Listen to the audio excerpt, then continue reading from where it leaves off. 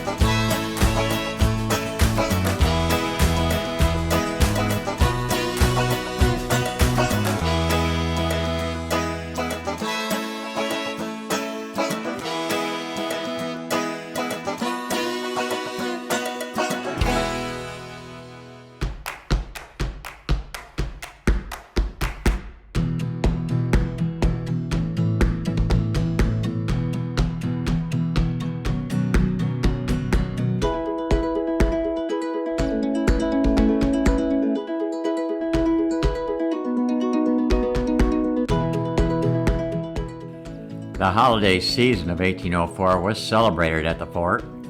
Christmas was announced to be a, quote, great medicine day for the Americans, and the natives were asked to stay away. They did. According to Sergeant Patrick Gass's journal, flour and dried apples, pepper, and other articles were distributed in different messes to enable them to celebrate Christmas in a proper and social manner. Multiple other journals noted the same preparation to celebrate. There was drinking, eating, and a lot of dancing. Private Joseph Whitehouse wrote, Captain Clark presented a glass of brandy to each man of the party. We hoisted the American flag, and each man had another glass of brandy. The men prepared one of the rooms and commenced dancing at 10 o'clock. The new year was rung in by 2 shots fired from this swivel, followed by a round of small arms to welcome the new year. Sergeant Glass also noted in his journal that Captain Lewis then gave each a glass of good old whiskey, and a short time after another was given by Captain Clark. About 11 o'clock, one of the interpreters and half of our people went up at the request of the natives to the village to begin the dance.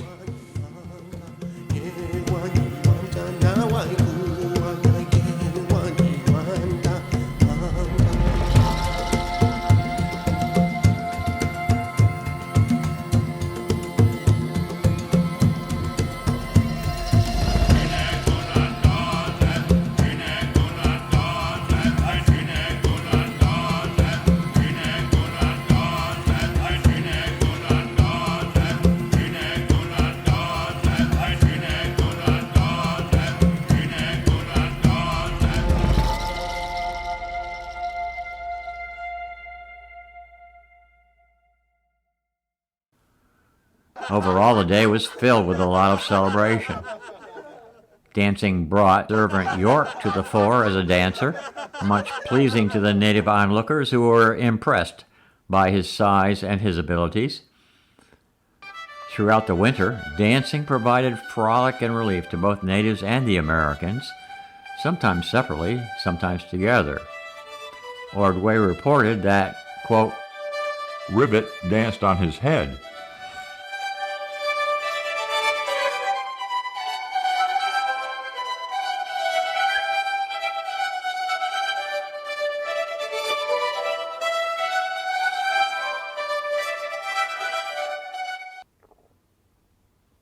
Frenchman Toussaint Charbonneau and one of his two wives, the younger and pregnant Shoshone wife, Sacagawea, or Bird Woman, joined the expedition. Charbonneau was then working as a fur trapper with the Northwest Company, based at Pine Fort on the Assiniboine River in what is now Manitoba. Lewis and Clark decided Sacagawea was needed. She was very young, in her teens, but a Shoshone captive of the Hidatsa. Her pregnancy did not proceed easily. On February 11, 1805, Meriwether Lewis wrote in his journal, "Her labor was tedious and the pain violent."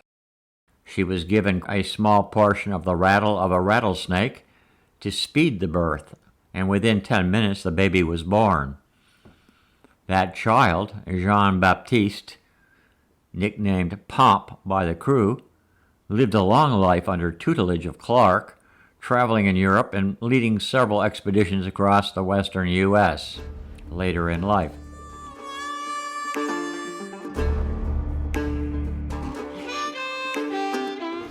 Lewis made no bones about his admiration for one of the chiefs, Black Cat, who he described as possessing, quote, more integrity, firmness, intelligence, and perspicuity of mind than any other native he had met so far.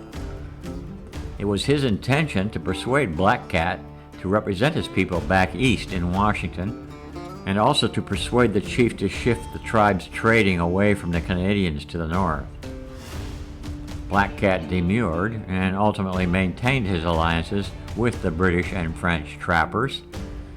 Instead, another widely admired chief, Big White or Shahiki, represented his tribes in Washington, as recounted in a previous chapter.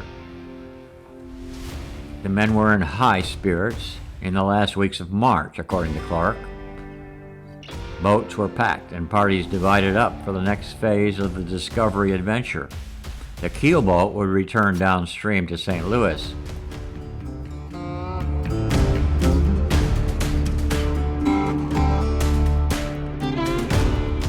What lay ahead was, even in the minds of the captains and whole party, even greater challenges than anything already accomplished along the lower and middle Missouri the year before. This year, 1805, should cap the goal of reaching the Pacific, but much less was known at the time of the river and ground ahead. Except for a few scattered trappers and almost no Indians, the Dakotas, through today's Montana to the Rockies, were bereft of human life. Lewis wrote in his journal, apparently for the first time in almost 2 months, "Our vessels consisted of 6 small canoes and 2 large pirogues. This little fleet, although not quite so respectable as those of Columbus or Captain Cook, were still viewed by us with as much pleasure as the deservedly famed adventurers ever behold theirs, and I dare say with quite as much anxiety for their safety and preservation. We were about to penetrate a country on which the foot of civilized man had never trodden. The good or evil it had in store for us was for experiment yet to determine, and these little vessels contained every article by which we were to expect to subsist or defend ourselves. However, the picture which now presented itself to me was a most pleasing one, entering as I do the most confident hope of succeeding in a voyage which had formed a darling project of mine for the last 10 years. I could but esteem this moment of my departure as among the most happy of my life."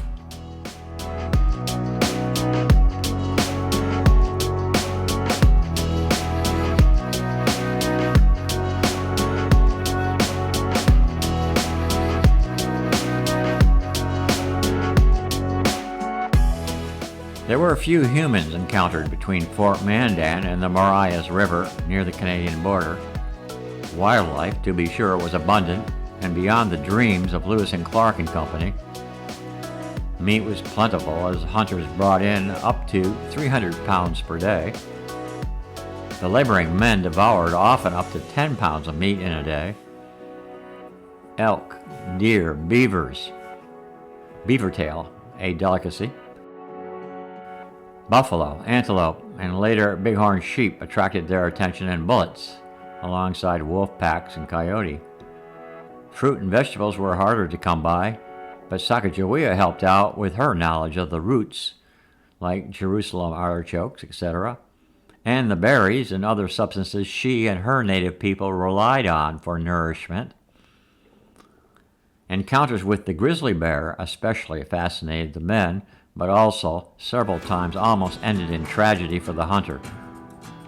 More than once, members of the expedition had to run for their lives from the wounded animal, sometimes even though as many as 10 rounds of bullets had found a mark.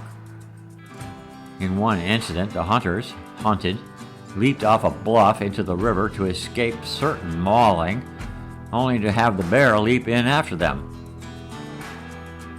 Close calls like this were ended at the last minute by a lucky and well-placed shot to the bear's head. Lewis wrote on May 5, after Clark and Jouillard killed the grizzly, A most tremendous looking animal and extremely hard to kill, notwithstanding he had 5 balls through his lungs and 5 other in various parts. He swam more than half the distance across the river to a sandbar, and it was at least 20 minutes before he died. He made the most tremendous roaring from the moment he was shot. On another occasion, referring to these bear, I confess that I do not like the gentleman and had rather fight 2 Indians than 1 bear. the shoreline often was shadowed most often by flat, luxuriant grasslands, sparse of any trees. Further on, hills and valleys introduced the Yellowstone River confluence, located near the current border of North Dakota and Montana. One afternoon, Lewis viewed A most pleasing view of the country, particularly of the wide and fertile valleys formed by the Missouri and Yellowstone rivers, which occasionally, unmarked by the wood on the borders, disclose their meanderings for many miles in their passage through these delightful tracts of country